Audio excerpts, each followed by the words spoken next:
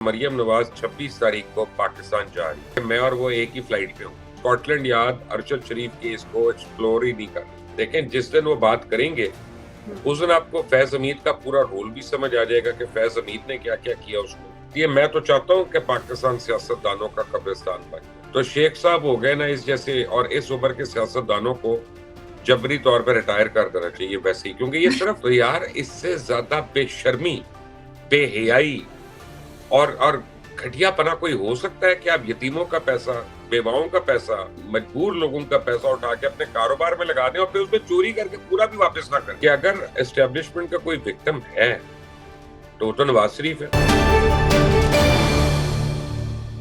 अस्सलाम वालेकुम नाज़रीन, आप देख रहे हैं मुबश्शिर लुकमान यूट्यूब चैनल। मैं हूँ माहविश। शेख साहब ने एक बयान दिया है। वो कहते हैं कि पंजाब के निगरान वज़ीर आला के मामले पर अगर डंडी मारी गई तो पंजाब जो है वो इलेक्शन का कब्रिस्तान बन जाएगा। सर, इस बात से उनकी क्या मुराद है? मतलब डंडी मारी गई यानी इनकी मर्जी का अगर ना आया वज़ीर आला? देखिए, शेख साहब की तो शेख साहब जाने, इस वक्त तो मैनचेस्टर में यशिया कर रहे हैं। अनिल मुसरत उनकी खूब खिदमत कर रहे हैं, वहाँ पे शॉपिंग भी करा रहे हैं, अपार्टमेंट में भी रखा हुआ है।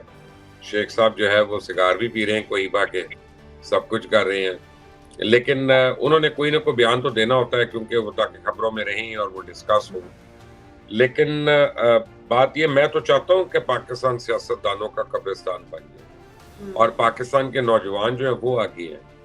पाकिस्तान के जो यंगस्टर हैं, और हम उन लोगों में नहीं है, मैं अपने से भी यंग लोगों की बात कर रहा हूँ, मैं जेन्युइन यूथ की बात कर रहा हूँ, कि उनके हाथ में मुल्क की भागदौड़ हो। क्योंकि बड़ों ने जो करना था, जितना गंद करना था वो कर लिया। जो भी यंगस्टर आएगा वो इनसे ज्यादा गलतियां तो नहीं करेगा ना, और कम से कम उस पर सीखने का एक टाइम होगा, आगे तक चलेगा। तो शेख साहब हो गए ना इस जैसे, और इस उम्र के सियासतदानों को जबरी तौर पर रिटायर कर देना चाहिए वैसे ही, क्योंकि ये सिर्फ कॉन्स्पिरेसीज क्रिएट कर सकते हैं, ये सिर्फ अवहाम क्रिएट कर सकते हैं। कोई यानी अच्छे लीडर हैं यार, एक पॉजिटिव स्टेटमेंट नहीं आई इस मुल्क के लिए, एक पॉजिटिव स्टेटमेंट कि जिससे कहे कि हाँ जी कौम इकट्ठी हो गई है शेख साहब के बयान पे, या इमरान खान के बयान पे, या शहबाज शरीफ के बयान पे, या जो है वो असफंदियार वली के बयान पे। एक ऐसी स्टेटमेंट जिसके ऊपर पूरी कौम इकट्ठी हो जाए कि हाँ जी हम ओन करते हैं इस बात को। ये तो मजीद पोलराइजेशन कर रहे हैं, मजीद डिविजन्स कर रहे हैं। सर, खान साहब ने इस बात का इतराफ किया है कि शौकत खानम मेमोरियल जो ट्रस्ट है, वहाँ से जाहिर सी बात है उनका जो फंड है वहाँ से $3 मिलियन की एक जो रकम है वो उन्होंने निजी हाउसिंग प्रोजेक्ट पर लगाई। उसके बाद वो रकम ट्रस्ट को वापस कर दी। सर, इसमें बुरा क्या है? जब रकम वापस कर ही दी तो फिर इस पर इतना शोर क्यों मचाया जा रहा है? इसकी दो वजूहत है माविश। एक तो पहली बात तो यह है कि उनको राइट नहीं है ट्रस्ट के अंदर जो रकम आई होती है उसको जाती कारोबार में लगाना। फर्ज करें उस कारोबार में नुकसान हो जाता, फिर कौन जिम्मेदार होता? और ये हरकतें उन्होंने, मैं आपको बता रहा हूँ किससे सीखी हैं, बरारुल हक से सीखी हैं। वो क्या, वो एक लंबी कहानी है, वो आपको किसी और वक्त बताऊंगा कि बरारुल हक ने ट्रस्ट की रकम के साथ क्या किया।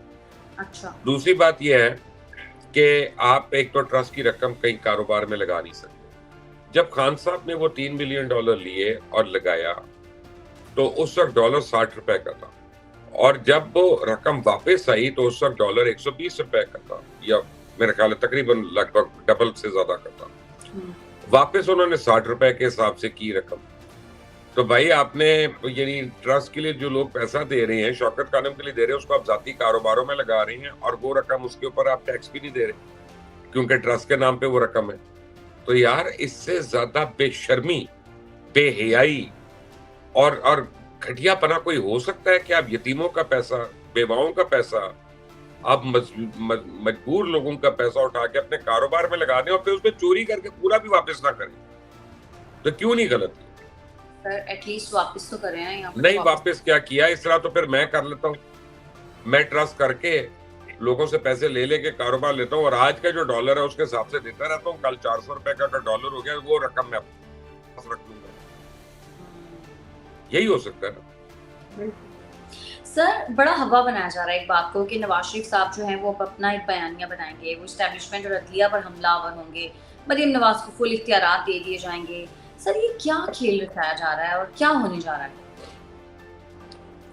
देखिए, अब बात यह है कि इमरान खान ने एक हवा बना दी है पाकिस्तान में कि जो एंटी एस्टेब्लिशमेंट होगा वो पॉपुलर होगा, और एंटी एस्टेब्लिशमेंट बातें जो है वो घर घर में हो रही है, हर नौजवान कर रहा है। तो अब बाकी क्यों इससे पीछे रहे, जब उनको पता है कि यानी लोग इसी में खुश है, लोग अपने दारों की बुराइयों में खुश है, लोग अपने दारों को खत्म करने पे खुश है, लोग पाकिस्तान की सालमियत पे सौदा करने पे खुश है, तो फिर उनको कितने नफलों का सवाल है कि वो दूसरी तरह की बात करें। दूसरी बात यह है कि अगर एस्टेब्लिशमेंट का कोई विक्टिम है तो नवाज शरीफ है। 3 बारी उनकी हुकूमत गई, तो इमरान खान की तो हुकूमत अपनी बेवकूफियों की वजह से गई, अपनी एरोगेंस की वजह से गई, अपनी नलायकियों की वजह से गई, अपनी नाअहलियों की वजह से गई, अपनी नाकामियों की वजह से गई, अपनी करप्शन की वजह से गई। मियां नवाज शरीफ की हुकूमत जो है वो तो उनकी जाती मुखालफत की वजह से गई। और ये देखें, जिस दिन वो बात करेंगे उस दिन आपको फैज हमीद का पूरा रोल भी समझ आ जाएगा कि फैज हमीद ने क्या क्या किया उसमें, और बाकी लोगों ने क्या क्या किया। अब देखें, एक अकामे के ऊपर मियां नवाज शरीफ को 2 पेशियों के अंदर सारी उम्र के लिए नाअहल कर दिया गया था। इधर ये ट्रस्ट की रकम का सारा आपके पास केस है, तोशाखाना के सारे केस हैं आपके पास, आपका फॉरेन फंडिंग के सारे केस है, लेकिन फैसले नहीं आ रहे और नाअहल नहीं हो रहा। तो इमरान खान के साथ एक आप समझे कि डिफरेंट बर्ताव तो हो रहा है जो मियां साहब के साथ नहीं हुआ। तो मियां साहब अब तड़प रहे होंगे, उन्होंने बिल्कुल आके इस बारे में बात करनी, और वो जायज होगी उस लिहाज से कि भाई आप कानून सबके लिए एक हो, या फिर दोहरा कानून ना करें कि उनको सजा मिल रही है, दूसरे जो है वो उसी में लाडले बने हुए। सर, तस्नीम हैदर ने बताया है कि मरियम नवाज जो अरशद शरीफ कातिल केस में स्कॉटलैंड यार्ड को मतलूब हैं, वो पाकिस्तान ट्रैवल नहीं कर सकती जब तक कि उनको उनसे इजाजत ना मिले। सर, इस बात में किस हद तक सदाकत है? मेरा ख्याल है कि मरियम नवाज जो है ना, मैं एग्जैक्ट आपको आज बता सकता हूँ थोड़ी देर के बाद, लेकिन कल मुझे पता चला था मरियम नवाज 26 तारीख को पाकिस्तान जा रही है। अच्छा। और ये बड़ा ऐन मुमकिन है कि मैं और वो एक ही फ्लाइट पे हूँ। क्योंकि मुझे जब मैं किसी को बता रहा था अपनी फ्लाइट का, तो उन्होंने कहा फिर आप मरियम बीबी के साथ ही होंगे फ्लाइट पे। और ये बहुत सीनियर रिपोर्टर है, और ये राव वगैरह को पता है मैं किन का जिक्र कर रहा हूँ, और वो लोग उनके साथ ही सीट्स वगैरह बुक कराने की बातें कर रहे थे, कोशिश कर रहे थे। तो इसलिए आई नो कि वो अगले 2, 3, 4 दिन में वो पाकिस्तान जा रही है, यानी ये तो मुझे कंफर्म्ड है। तो ये तस्नीम हैदर की बातें जो हैं ये बकबक के अलावा कुछ भी नहीं है।